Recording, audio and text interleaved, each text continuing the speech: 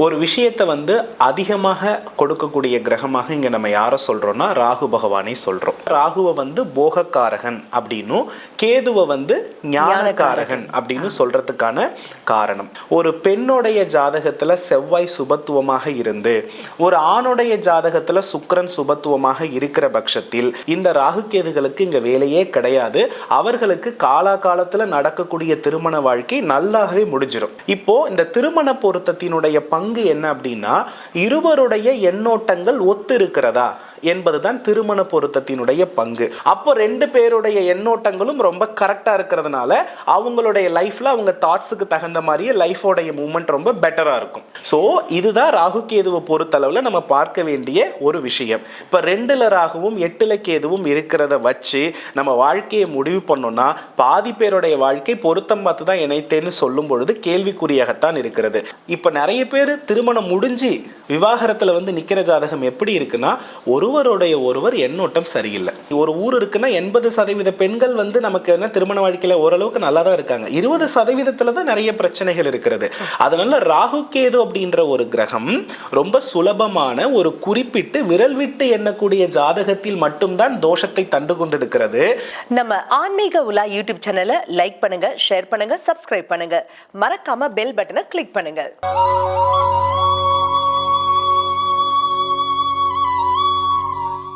பொதுவாகவே நம்ம ஜோதிடர்கிட்ட ஜாதகத்தை எடுத்துட்டு போய் காமிக்கிறோம்னா அவங்க மெயினா சொல்லக்கூடிய ஒரு தோஷம் என்ன அப்படின்னு பார்த்தாக்க ராகு கேது தோஷம் அப்படின்னு சொல்றாங்க இல்லைங்களா. அதிலும் குறிப்பாக இந்த திருமணம் சம்பந்தமா போய் கேட்டாக்க உங்க புள்ள ஜாதகத்துல ராகு கேது தோஷம் இருக்கு, இதே மாதிரி ராகு கேது தோஷம் இருக்கக்கூடிய இன்னொரு ஜாதகத்தை மட்டுமே இணைக்க முடியும், அது இல்லாம நீங்க செஞ்சீங்கன்னாக்கா அந்த பாதிப்புகள் இப்படி இருக்கும் அப்படி இருக்கும்னு அடிக்கிட்டே போறாங்களே, இதெல்லாம் உண்மைதானா? ராகு கேது தோஷம் இருக்குன்னா அதே மாதிரி தோஷம் உள்ள ஒரு ஜாதகத்தை மட்டுமே இணைக்க வேண்டுமா? அதுல ஏதாவது காரகத்துவம் இருக்கா? என்ன சொல்லப்பட்டிருக்கு? இது குறித்த நிறைய விளக்கங்கள் சொல்வதற்காகவே நம்ம அரங்கிற்கு வருகை தந்திருக்காரு ஸ்ரீ பிரணவ வாஸ்துவின் தந்தை மற்றும் சிவஸ்கந்தா ஜோதிடாலயாவின் நிறுவனர் டாக்டர் சிவகு சத்யசீலன் அவர்கள். வாங்க நேயர்களே, சார் சந்திப்போம். வணக்கம் சார். ஸ்ரீ குருப்யோ நமஹா, ஸ்ரீ மாத்ரே நமஹா, ஓம் அகத்தி சாயை நமஹா. இறையடியார்கள் அனைவருக்கும் அன்பான வணக்கங்கள். வணக்கம்மா. சார், எனக்கு ரொம்ப நாளா இந்த சந்தேகம். இப்போ ஒரு ஜாதகத்துல தோஷம் இருக்குனாக்க அதே மாதிரி தோஷம் இருக்கக்கூடிய ஒரு ஜாதகத்தை தான் இணைக்க வேண்டுமா? குறிப்பாக பாத்தீங்கன்னாக்கா ராகு கேது தோஷம் இங்கே வந்து ஒரு சர்பம் ரெண்டும் சீருது, அதே மாதிரி சீரக்கூடிய தன்மை இருக்கக்கூடிய இன்னொரு ஜாதகத்தை இணைக்கிறது அப்படின்னு ஜோதிடர்கள் சொல்றாங்களே, இணைத்தா வாழ்க்கை ரொம்ப மோசமாயிடாதா? நீங்க சொல்லுங்க. அதாவதுமா, நம்மளுடைய மனிதருடைய வாழ்க்கையில ஒரு விஷயத்தை அதிகமாக அனுபவிக்கிறது, அனுபவிக்காமலேயே இருப்பது, ரெண்டுமே வந்து பார்த்தீங்கன்னா பிரச்சனை தான். ஒரு விஷயத்தை வந்து அதிகமாக கொடுக்கக்கூடிய கிரகமாக இங்கே நம்ம யாரை சொல்கிறோம்னா ராகு பகவானை சொல்கிறோம். ஒரு விஷயத்தை அனுபவிக்கவே முடியாத கிரகமாக, அதாவது என்ன விஷயத்தை அனுபவிக்க முடியாதது அப்படின்னா இல்லற மார்க்கம், பூமி வாழ்க்கையை நமக்கு அனுபவிக்கிறதுல தடைகளை கொடுக்கக்கூடிய கிரகமாக யாரை எடுத்துக்கிறோம்னா கேது பகவானை எடுத்துக்கிறோம். ஸோ 2 திருமணத்திற்கு காரகத்துவம் ராகு, திருமணமே ஆகாமல் இருப்பதற்கும் அந்த வாழ்க்கையை வெறுப்பதற்கும் காரணம் கேது. ஸோ இப்போ இவங்க 2 பேருமே வந்து பார்த்தீங்கன்னா எதிர் துருவம். அதனால தான் ராகுவை வந்து போகக்காரகன் அப்படின்னும் கேதுவை வந்து ஞானக்காரகன் அப்படின்னு சொல்றதுக்கான காரணம். பொதுவாக இந்த ராகு கேது தோஷம்னா மக்களுடைய மனநிலையில எப்படி பரவி இருக்குன்னா, ஒரு ஜாதகத்துல 2ஆம் இடத்திலோ 8ஆம் இடத்திலோ ராகு கேது இருந்தா அது ராகு கேது தோஷம். அப்போ இது பொண்ணுடைய ஜாதகத்துல இருந்தா பையனுடைய ஜாதகத்திலும் அதே இடத்துல ராகு கேது இருக்கணும்னு சொல்லி கிட்டத்தட்ட பல பேருடைய வாழ்க்கை இன்னைக்கு வந்து நிலுவையில நிற்கிறது. இதுதான் உண்மை. ஆனா ஜாதகத்துல ஒரு அடிப்படையான விஷயத்த சொல்லணும்னா, ஒரு பெண்ணுடைய ஜாதகத்துல செவ்வாய் சுபத்துவமாக இருந்து ஒரு ஆணுடைய ஜாதகத்துல சுக்கிரன் சுபத்துவமாக இருக்கிற பட்சத்தில் இந்த ராகு கேதுகளுக்கு இங்க வேலையே கிடையாது. அவர்களுக்கு காலாகாலத்துல நடக்கக்கூடிய திருமண வாழ்க்கை நல்லாவே முடிஞ்சிடும். இங்க பிரச்சனை என்ன அப்படின்னா, பெண்ணுக்கு கலத்திரக்காரகன் செவ்வாய், இங்க வந்து என்னாகிடக்கூடாதுன்னா கேது தொடர்பாகிடக்கூடாது. ஆணுக்கு கலத்திரக்காரகன் யாரு அப்படின்னா சுக்கிரன், இங்க வந்து கேது தொடர்பாகிட முடியாது. இப்ப இவர்கள் எல்லாம் தன்னுடைய வாழ்க்கையை வாழ்வது சரியா தப்பான்னு தன் மீது நம்பிக்கை இல்லாமல் என்ன பண்ணுவாங்க அப்படின்னா, எனக்கு ஒரு விதமான குழப்பம் இருக்கும் இல்லையா, அந்த மனநிலையிலேயே ஏதோ ஒரு வகையில காலத்தை என்ன பண்ணுவாங்கன்னா பொருத்தத்தின் பெயர்ல கடத்தி கொண்டே இருப்பார்கள் என்பது மட்டும்தான் உண்மை. இதை பொதுவா குழந்தைகள் செய்வதை விட பெற்றோர்கள் என்ன பண்றாங்கன்னா ரொம்ப அதிகமாவே செய்யறாங்க. இப்போ இந்த திருமண பொருத்தத்தினுடைய பங்கு என்ன அப்படின்னா, இருவருடைய எண்ணோட்டங்கள் ஒத்து இருக்கிறதா என்பதுதான் திருமண பொருத்தத்தினுடைய பங்கு. அதுல ராகு கேதுவினுடைய பங்கு என்ன அப்படின்னா, இந்த ராகு என்பவர் மாயை என்ற வாழ்க்கையை ரொம்ப அதிகமா அனுபவிக்கிறதுக்கான எண்ணோட்டங்களை கொடுப்பவர். அப்போ ஒருவருடைய லக்னாதிபதியோடோ பாத்தீங்கன்னா ராகு தொடர்பாக இருக்காருன்னா, இவர் எல்லாமே பாத்தீங்கன்னா இந்த உலகியல் வாழ்க்கையை ரொம்ப என்ஜாய் பண்ணி வாழணும்னு வாழற ஒரு கேரக்டர். இப்போ இவங்களுக்கு நம்ம என்ன பண்ணக்கூடாதுன்னா, லக்னாதிபதியோடு கேது தொடர்பான ஒரு பொண்ணை கனெக்ட் பண்ணிடக்கூடாது. ஏன்னா இவங்க உலகியல் வாழ்க்கையை வெறுப்பவர்கள். இவங்க எல்லாம் ட்ரெடிஷ்னல், ஆன்மீகம், ஒரு உடையில ஒரு நாகரிகம் அப்படி இருக்கிறவங்க இவங்க. ராகுன்னு வரும்பொழுது அதுல ஒரு கவர்ச்சி. ஸோ கவர்ச்சியாக இருப்பவர்களுக்கும் அதே போல பார்த்தீங்கன்னா பாரம்பரியமாக இருப்பவர்களுக்கும் ஒன்றுக்கொன்று முரண்பட்ட நிலை தானே. அப்போ என்ன பண்ணணும்னா, லக்னாதிபதியோடு ராகு தொடர்பாகி இருந்தா பெண்ணுடைய ஜாதகத்திலும் லக்னாதிபதியோடு ராகு தொடர்பாகின பெண்ணை இணைக்கணும். அப்போ ரெண்டு பேருடைய எண்ணோட்டங்களும் ரொம்ப கரெக்டா இருக்கிறதுனால அவங்களுடைய லைஃப்ல அவங்க தாட்ஸுக்கு தகுந்த மாதிரியே லைஃபோடைய மூவ்மெண்ட் ரொம்ப பெட்டரா இருக்கும்.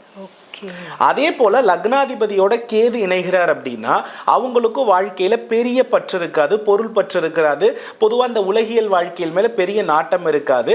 ஆனா பாரம்பரிய வாழ்க்கையை ரொம்ப சரியா வாழணுன்ற எண்ணம் இருக்கும், அதாவது குறுகிய எண்ணம் இருக்கும். இவர்களுக்கு பெண் ஜாதகத்தில் லக்னாதிபதியோடு கேது இருப்பவர்களை இணைக்கும் பொழுது எல்லாமே ஒரு அளவாகவே போய்கிட்டு இருக்கும். ஸோ இதுதான் ராகு கேதுவை பொறுத்தளவில் நம்ம பார்க்க வேண்டிய ஒரு விஷயம். இப்போ 2ல் ராகுவும் 8ல் கேதுவும் இருக்கிறத வச்சு நம்ம வாழ்க்கையை முடிவு பண்ணோம்னா பாதி பேருடைய வாழ்க்கை பொருத்தம் பார்த்து தான் இணைத்தேன்னு சொல்லும் பொழுது கேள்விக்குறியாகத்தான் இருக்கிறது. இது சென்னை வட்டாரத்தில் நடக்கிறதோ இல்லையோ, கொங்கு வட்டாரத்தில் அதிகமாக நடக்கிறது.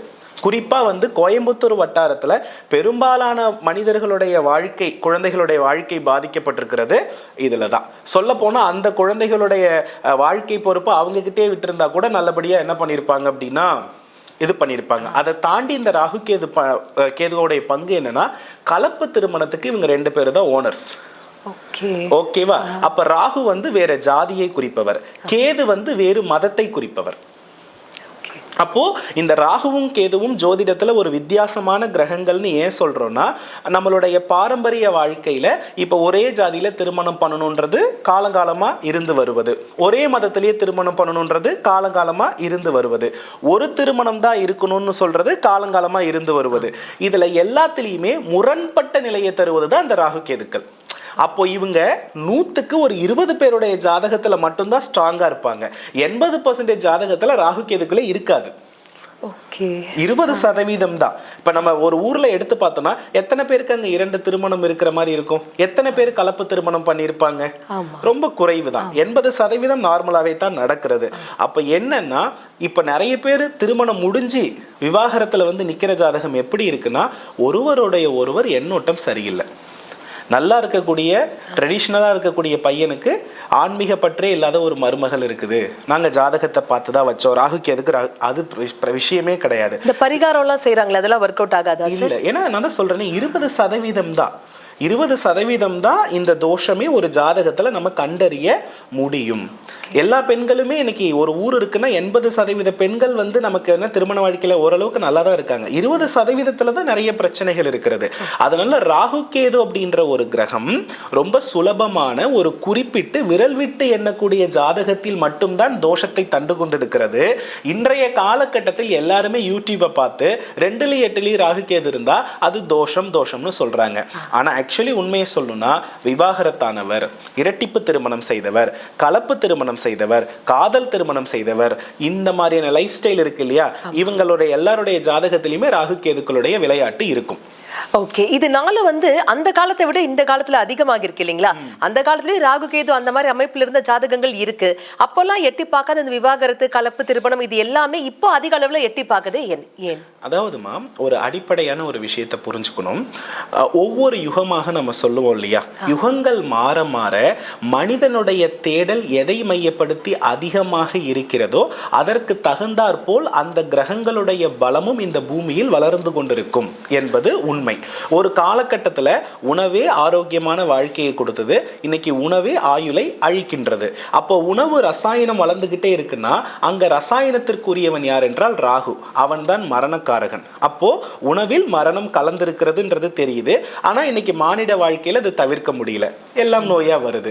அப்போ வாழ்வியலுக்கு தகுந்தாற் போல கிரகங்களை நாமளே என்ன பண்றோம்னா கலியுகத்தில் இயக்கி கொண்டிருக்கிறோம். அப்போ அதை அனுபவிக்க வேண்டிய பொறுப்பும் எங்க இருக்கிறது? நம்மிடத்தில் இருக்கிறது. அப்போ என்னைக்கு ஒரு சில விஷயங்கள் ட்ரெடிஷனல் தான், இப்படிதான் இருக்கணும்ன்ற ஒரு மனநிலையில் இருந்து மாற்றம் வந்ததோ அங்கே அனைத்தும் என்னாகி வச்சதுன்னா முடிஞ்சு போச்சு.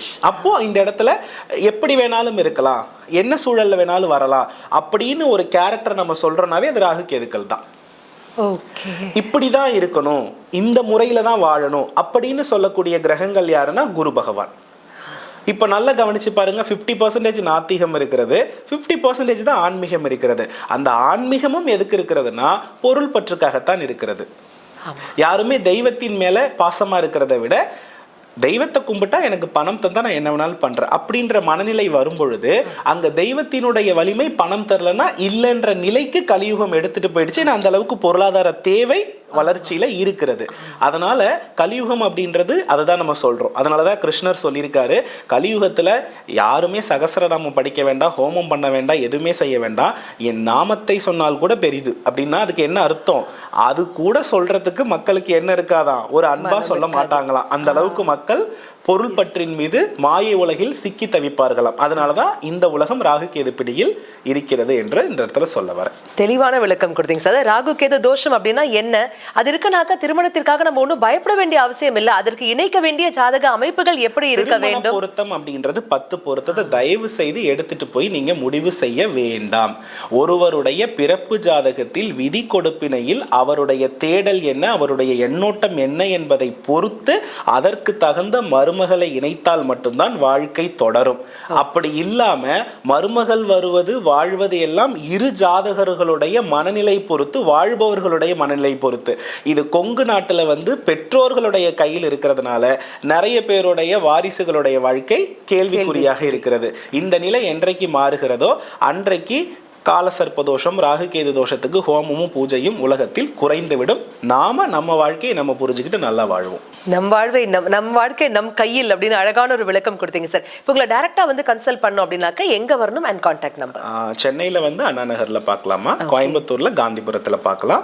Contact number 8098994156. ஆல்ரெடி நம்ம மக்களுக்கு தெரியும், நம்ம ஃபாலோவர்ஸ் வச்சிருப்பாங்க எல்லாருமே, அதனால தெரியும். அதனால அறிமுகம் தேவையில்லை. அதனால சென்னை கோயம்புத்தூர் 2 இடத்துலயுமே பார்த்துட்டு இருக்கேன். இப்போ டைரக்ட் கன்சல்டேஷன் ஸ்டார்ட் ஆயிடுச்சுமா. ஓகே, தெளிவான விளக்கங்கள் எங்களுக்காகவே பகிர்ந்துட்டீங்க சார், மிக்க நன்றி. நல்லதுமா, வெற்றிவேல் முருகா. நம்ம ஆன்மீக உலா யூடியூப் சேனலை லைக் பண்ணுங்க, ஷேர் பண்ணுங்க, சப்ஸ்கிரைப் பண்ணுங்க, மறக்காம பெல் பட்டனை கிளிக் பண்ணுங்க.